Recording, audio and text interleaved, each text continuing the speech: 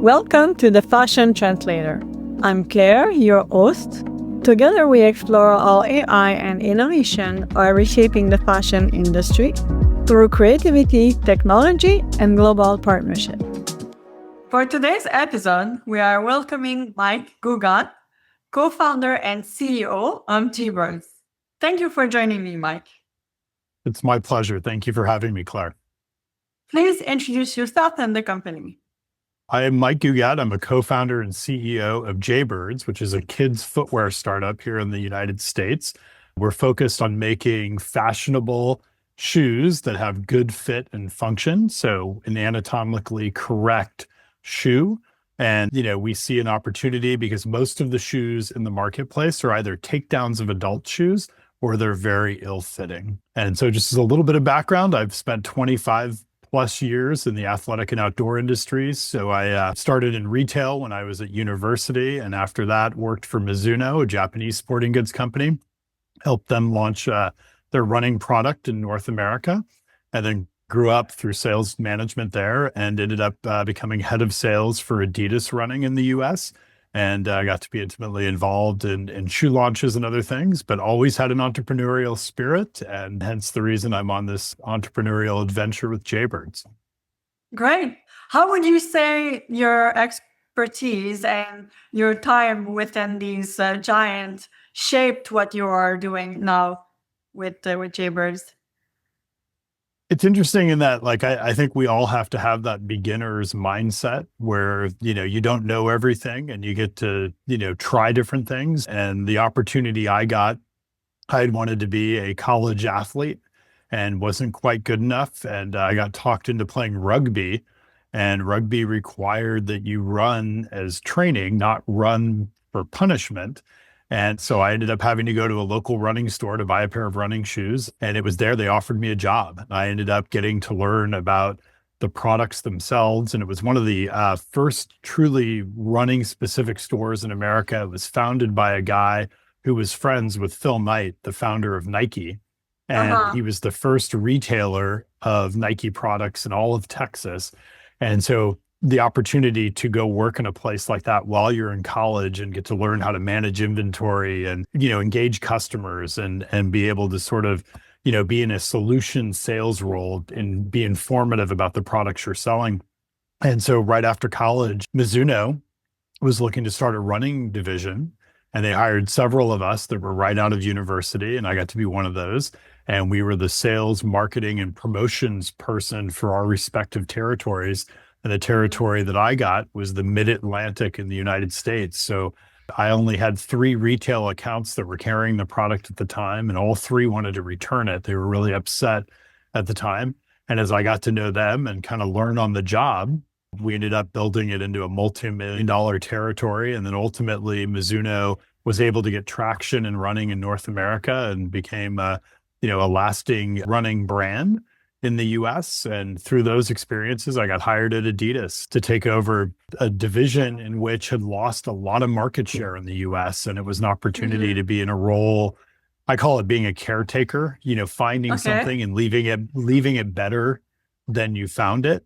And also, I think that's, what's so critical about that is that everybody needs to be on the same page about what the mission is. And so I got there and I had 48 employees, which was the most I'd ever had in my life that reported up through me. And we realized that, they didn't feel supported. They didn't feel like they were, and it's always important that you don't ask somebody to do something you wouldn't be willing to do yourself. And so that was a great 5-year experience of getting to, kind of reset the running brand, get to launch a big product like Boost, their Boost technology at the time. And then I have a pair. You do. I have 2 pair actually. It was such an exciting innovation, and to be part of that launch. And then that ended up leading to an opportunity to actually work for a contract manufacturer that had a number of different licenses with not just the athletic brands I had been accustomed to, but also fashion brands. So I got to work with companies like Coach and Michael Kors and the luggage company Tumi. And so I got a lot of exposure. Most of my life had been spent at the go-to-market level. And now I was getting to go all the way to the factory level and even getting to know, concepts, designs and, Yeah. sourcing and development and finding the materials and really understanding it through that lens. And I think that's what really then set me up to be a co-founder of a company and, take something that was just an idea and, turn it into a physical product. So. I feel it was like from an A to Z kind of knowledge. You got to touch a bit of everything that gave you kind of like a broader view of the entire process that happens Exactly. when creating Exactly. a line. You mentioned anatomically correct about the shoes. Would you tell us a bit more about that? Yeah. So interestingly enough, when we think about something being anatomically correct, actually designing to the specificity of the user, right? And the shape of their foot and what their anatomical needs are at that stage of development. And Mhm. traditionally, what companies have done is they take the last that the shoe is built on. The last then informs the mold that the factory uses to build the Yes. product. Usually what they do is they'll take that last that's made for an adult foot and they just shrink it down. In the apparel Ah. industry, they call it shrink it and pink it, where they would take the mold of a male product and then they would shrink it down and just make it pink and think that would, work, at least in the athletic industry, as a way to, Mhm. expand your product into women's. And so by Yeah. anatomically design, we're actually designing the last from the cradle up. So, very early on, a baby's foot is mostly just fatty tissue and new developing bones and tendons. So they need a different sort of structure than an adult does. And so Mhm. we've, very, our design, the patent we have for our design is very specific to the needs of a child when they're walking, then they start to run, and ultimately they'll play. And that's where we see this opportunity to sort of expose children to an active lifestyle to be able to sustain it for a lifetime. So there is different molds for because you mentioned three different stage of growth of the children. I'm assuming you have very specific mold with different that serves different needs for each range. Correct. Yeah. So as babies are starting to stand, balance, and walk, there are certain requirements that they have. And if you think about a developed adult foot, we have an arch, there's a Mm. defined contour to our heel. There's all these elements there that they don't have. And oftentimes little kids will take shoes off and they'll put them on the wrong feet and they won't even know they have them on the wrong feet. More times than not, it actually feels more comfortable. They can't verbalize why that Yeah. is or why it's a discomfort. Or in some instances, kids are just throwing one shoe out of the stroller because they'd rather be barefooted. And so we feel like there's opportunities to just really sort of observe, listen to mothers, and then design the shoes to really mimic what the needs are for each of those developmental milestones. Yeah, I can really see the value where that would bring on the market. When you say listen to the mothers, what platform or how do you get feedback or construct studies to constantly improve on this? I got to tell you a little background of why my wife and I live in Washington, D.C. We're both from California originally, and my wife's a commercial director and filmmaker. And when we lived in Los Angeles, a lot of our friends would get pregnant and they would move to the deep valley and we'd never see them again because traffic is so bad in Los Angeles. And we happened to be in Washington, D.C. for a project. And while we were here, we were observing this community near the Capitol that is so many strollers and so many families, and they're walking everywhere.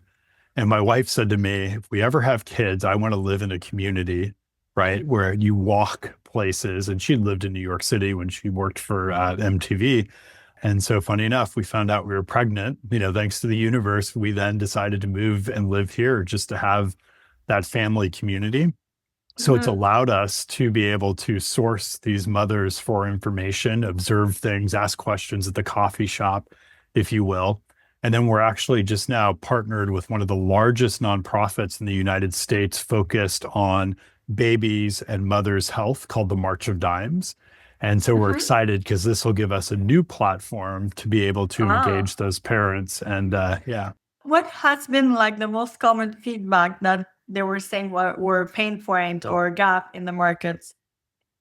Well, I think my wife has a very European sensibility that her friends, she has two girlfriends who are Americans who married Parisians and that we know quite well. And as they say it, the children are born into your lifestyle. You don't stop or change your lifestyle for your children. And That's part of very that true. is the efficiency of getting out the door. Oftentimes here in the United States, we sort of give up and we're just like, okay, we're not going out or we're not. And so one of the things we wanted to do with the product was make a sock and shoe in one. So, and at this Ah, early age, kids don't have the foot bacteria and the other things that adults do. So they don't really need an extra pair of socks. But so once you slide it on, their shoes are on for the day and they can get yeah. out and go. And then also making sure they're not, they're easy to get on, but hard to take off. So then the kids aren't trying to, take them off. So just kind of thinking about those real life moments where we can sort of give the lifestyle back to the parents and make sure that, the tools are there for the kids to carry on with them. I'm sure they're very grateful parents out there. Trying to spread that message. Would you tell us a bit more about the material? Like, what are the different parts and components? Do they come from the same source, or it's more of like a puzzle kind of situation? Well, it's funny that you mentioned a puzzle. I've always thought of things kind of on a spectrum. And we knew that when we started this, the doctor had the anatomical insight, and we needed a designer to sort of put his concept into something that more visual.